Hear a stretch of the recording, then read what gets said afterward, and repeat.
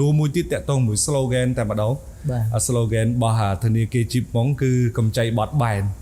ខ្ញុំមិនដឹងថាបត់បែនហ្នឹងបត់បែនយ៉ាងម៉េចទីបបពិសោធន៍បងកន្លងមកហ្នឹងតើវាបត់បែនយ៉ាងម៉េចដែរនៅក្នុងស្ថានភាពទីផ្សារជាក់ស្ដែងដែលបងបានជួបបាទកន្លែងនេះខ្ញុំអាចបញ្យល់មួយដើម្បីឲ្យបងប្អូនប្រិយមិត្តទស្សនិកជនគាត់ងាយយល់ថាហេតុអីបានយើងហៅខ្លួនឯងថាជាកម្ចីដែលស្គាល់ពីអតិថិជនច្បាស់ហើយបត់បែនសម្រាប់ពួកគាត់ជាធម្មតាកម្ចីនៅខ្ញុំគិតថានៅធនាគារឬក៏ស្ថាប័នណាវាស្តៀងគ្នាវាអត់ខុសគ្នាទេអាដំណើរការកម្ចីហ្នឹងជាទូទៅវាកើតឡើងពីភ្ញៀវអតិថិជនអាជីវករហ្នឹងគាត់មានតម្រូវការសាច់ប្រាក់ដើម្បីគ្រប់គ្រងអាជីវកម្មគាត់ពេលដែលយើងជជែកជួបជាមួយគាត់ត្រូវរៅគ្នាហើយយើងចាប់ផ្ដើមយកមកដើម្បីធ្វើសំណើសុំដើម្បីសុំការអនុម័តហើយពេលដែលយើងបានអនុម័តយើងនឹងធ្វើប្រតិបត្តិការតម្លាក់លុយនឹងបញ្ចេញលុយនឹងជូនគាត់តាមរយៈកុងមកគាត់នៅជាមួយធនាគារ Chip Mong បែបគាត់អាចយកទៅប្រើបន្តហើយផុតតែពីតម្លាក់ហើយយើងនៅតែធ្វើការមួយភ្ញៀវតទៀតព្រោះនៅនេះ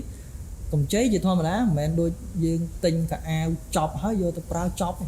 កម្ចីគឺជារឿងធ្វើការមួយគ្នាយូរអង្វែងព្រោះគាត់ខ្ចី5ឆ្នាំខ្ចី10ឆ្នាំយើងនៅជាមួយគ្នា10ឆ្នាំ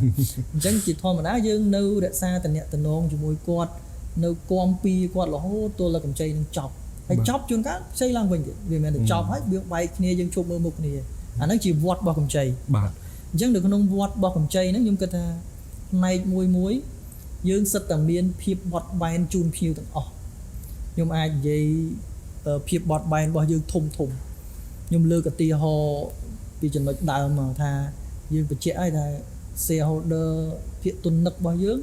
គឺគាត់ជាអ្នករស់ស៊ីខ្លួនឯងរស់ស៊ីតាំងពី82មកនៅស្រុកខ្មែរយើងដឹងហើយប្រហែលឆ្នាំហើយអាជីវកម្មរបស់គាត់ធ្វើមិនតិចជាង14 15អាជីវកម្មក្នុងទីផ្សារគាត់ធ្វើតាំងពីនៅទូចរហូតដល់ធំហើយខ្នាតធំដាច់ទៀតអញ្ចឹងគាត់យល់ច្បាស់ពីប្រតិបត្តិការអាជីវកម្មមួយហានិភ័យរបស់អាជីវកម្មមួយហើយឱកាសក្នុងការរីកចម្រើនរបស់អាជីវកម្មមួយ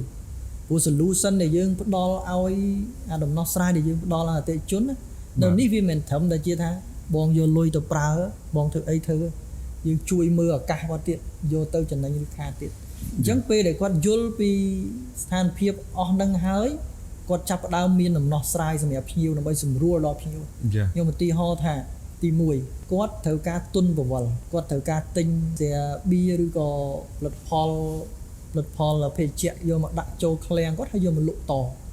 ញ្ចឹងពីដើមមកគាត់ទៅធនាគារគេថាអូខេខ្ញុំផ្ដល់ជូនបងបានប៉ុន្តែបងត្រូវឲ្យប្លង់ខ្ញុំហ្នឹងហើយប៉ុន្តែនៅនេះយើងមើលឃើញពីសក្តានុពលហើយភាពបត់បែន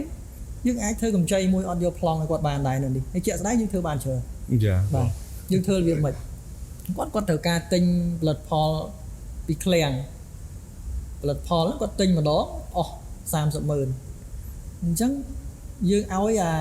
យើងហៅ credit line យើងហៅទំហំកម្ចីមួយអនុម័តឲ្យគាត់ហើយប្រាប់គាត់ថាអូខេខ្ញុំជូនបង1លាន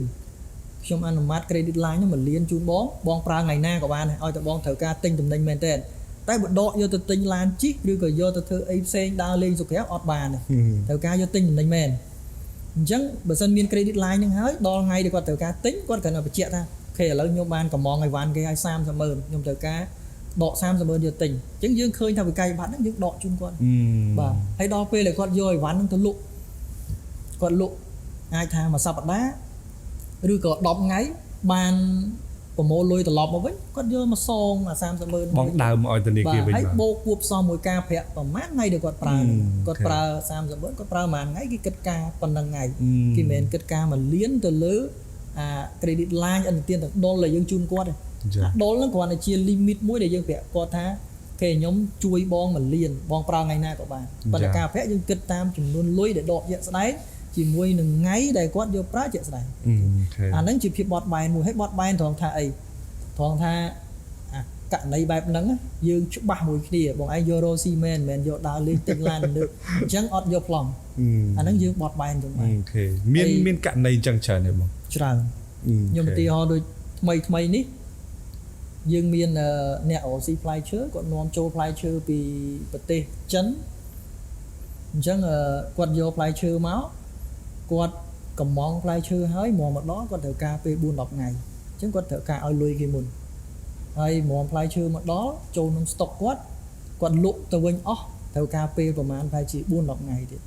អញ្ចឹងនៅក្នុងអាកន្លះខែហ្នឹងគាត់លុយគាត់វាអត់គ្រប់ក្នុងការប្រវល់ទេ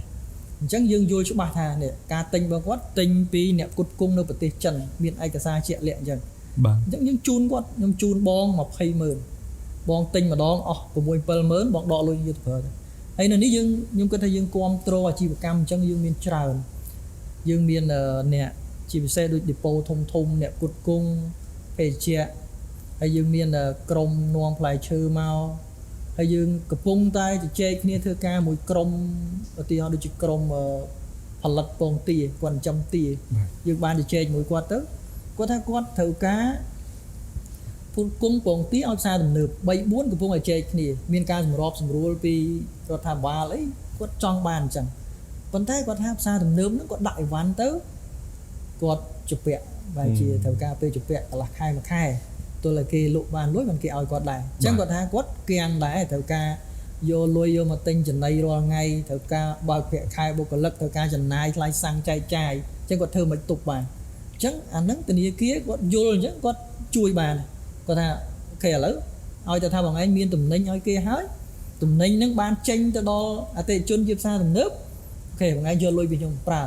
ចាំបានលុយពីផ្សារទំនើបមកវិញបងសងខ្ញុំវិញចុះហើយខ្ញុំគិតការប្រហែលថ្ងៃនេះអាហ្នឹងជាចំណុចទី1ធំខ្ញុំគិតថាធំយើងបត់បែនអាហ្នឹងបានច្រើន